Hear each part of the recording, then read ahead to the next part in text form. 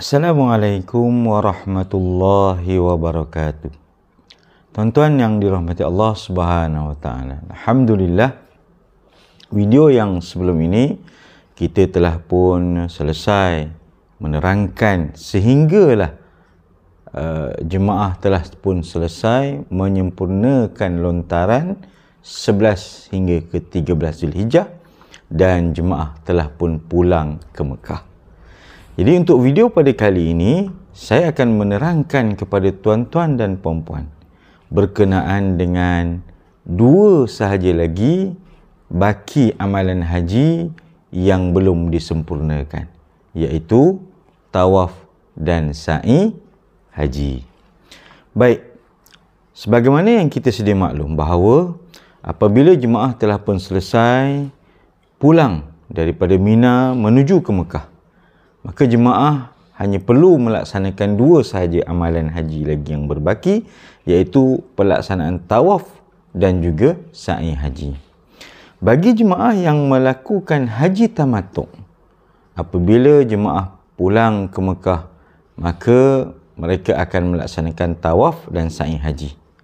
Manakala bagi jemaah yang melakukan haji ifrad, mereka apabila pulang dari Mina pulang ke Mekah, mereka melakukan tawaf haji sahaja. Sekiranya mereka telah pun melakukan sa'i haji, masa bila? Semasa mereka mula-mula tiba di Mekah, iaitu selepas pelaksanaan tawaf kudum. Baik, saya ceritakan bagi jemaah yang melaksanakan haji tamattu' dahulu. Bagi jemaah yang melaksanakan haji tamattu', apabila selesai pulang daripada Mina ke Mekah, sama ada yang nafar awal dia akan sampai di Mekah 12 Zulhijjah, ataupun yang pulang nafar sani, dia akan pulang ke Mekah 13 Zulhijjah. Jemaah apabila tiba ke Mekah, saya syorkan agar jemaah ambil masa bertenang dahulu, ambil masa rehat dahulu, masuk ke bilik penginapan. Kalau perlu rehat, rehatlah. Biasanya jemaah apabila pulang daripada Mina, sebahagiannya ramai yang demam, ramai yang tidak sihat, batuk dan sebagainya, di samping berada dalam keadaan keletihan. Jadi, bila balik ke Mekah, ambil masa rehat dan bertenang dahulu. Kemudian apabila telah pun ada masa yang bersesuaian, telah selesai berehat, maka barulah bergerak pergi ke Masjidil Haram untuk melakukan tawaf dan juga sa'i haji. Saya ingatkan di sini tuan-tuan bahawa pelaksanaan tawaf dan sa'i haji ini adalah dilaksanakan oleh jemaah secara masing-masing. Tidak ada dibimbing oleh pembimbing. Jadi jemaah yang ingin melaksanakan tawaf dan sa'i haji boleh pergi, sama ada nak pergi dengan sendiri ataupun nak pergi dengan pasangan masing-masing atau kawan-kawan maktab, bilik dan sebagainya, boleh pergi bergerak masing-masing secara sendiri. Jadi sempurnakanlah pelaksanaan tawaf sebagaimana syarat-syarat sahnya sehingga selesai. Selesai tawaf, maka lakukanlah pula amalan sa'i dengan syarat-syarat sahnya sehinggalah selesai. Dan apabila telah pun selesai tawaf dan juga sa'i, maka telah sempurnalah amalan haji, khusus bagi jemaah yang melaksanakan haji tamattu'. Adapun yang melaksanakan haji ifrad, apabila dah selesai melakukan tawaf, tawaf haji beserta dengan syarat-syarat sahnya, sempurna segala-galanya, dan apabila jemaah haji ifrad ni dia setelah selesai buat sa'i haji lebih awal semasa tiba di Mekah dahulu, maka dia juga telah pun sempurna hajinya, iaitu apabila selesai saja melaksanakan tawaf haji. Baik, untuk makluman tuan-tuan, pelaksanaan tawaf dan juga sa'i haji ini, jemaah hanya perlu berpakaian biasa, tidak perlu melakukan dengan pakaian ihram. Kerana jemaah telah pun bertahallul awal, boleh berpakaian biasa. Jadi pergi tawaf sa'i haji dengan berpakaian biasa sahaja. Dan harus saya maklumkan juga kepada tuan-tuan, ambillah masa yang bersesuaian dari segi cuaca, suasana. Contohnya, pergilah pada waktu yang cuacanya agak redup sedikit, mungkin pada waktu petang, ataupun pada waktu malam agak sejuk sedikit. Dan kebiasaannya, untuk makluman tuan-tuan, apabila sudah mula masa untuk melaksanakan tawaf haji dan sa'i haji ini, biasanya ruangan Masjidil Haram, khususnya di dataran Kaabah ni, akan penuh dan akan padat, ya, akan sesaklah berbanding kebiasaan, kerana ramai berpusu untuk menyempurnakan tawaf haji.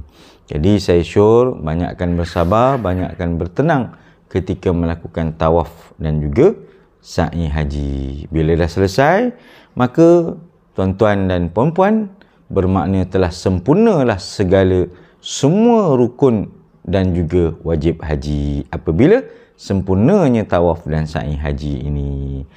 Jadi apabila dah selesai hajinya, maka bagi jemaah yang akan bergerak ke Madinah ataupun yang akan bergerak ke Malaysia, pulang ke tanah air, buatlah persiapan untuk pulang ke tanah air. Manakala bagi jemaah yang akan bergerak ke Madinah, buatlah persiapan untuk pulang, untuk bergerak ke Madinah. Manakala yang melakukan haji ifrad tadi, dia baru selesai melaksanakan haji, maka dia bolehlah rancang pula untuk melaksanakan umrah. Kerana orang yang melakukan haji ifrad ini, dia melaksanakan haji dahulu, dah selesai haji barulah buat umrah. Jadi haji ifrad dah selesai amalan haji, maka dia bolehlah merancang untuk melaksanakan ibadah umrah.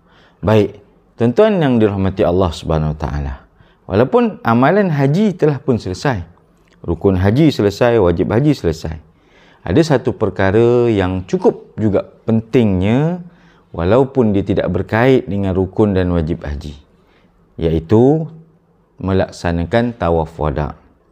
Ya, bagi jemaah yang akan meninggalkan Mekah, sama ada nak pulang ke tanah air ataupun yang akan bergerak ke Madinah, jangan lupa melakukan satu perkara yang penting juga, iaitu tawaf wada, ya, yang merupakan wajib hukumnya bagi orang yang meninggalkan Mekah di tanah suci melebihi 2 marhalah, yang mana ada juga diberikan pengecualian bagi orang-orang tertentu dari sudut syarak, tidak perlu tawaf wada. Bagi yang tidak ada pengecualian, wajib untuk melaksanakan tawaf wada. Pelaksanaan tawaf wada sama syarat-syarat sahnya seperti tawaf-tawaf yang kita lakukan, tawaf haji ataupun umrah. Berbezanya ialah tawaf wada perlu dilakukan sebelum melakukan tawaf, kita perlu berniat melakukan tawaf wada. Okey, dan tawaf wada dilakukan tanpa perlu memakai pakaian ihram, iaitu hanya berpakaian biasa sahaja. Jadi selesai tawaf wada, maka kita pun selesailah segala-galanya. Masing-masing bolehlah melakukan amalan-amalan yang terakhir sebelum meninggalkan bumi Makkahul Mukarramah.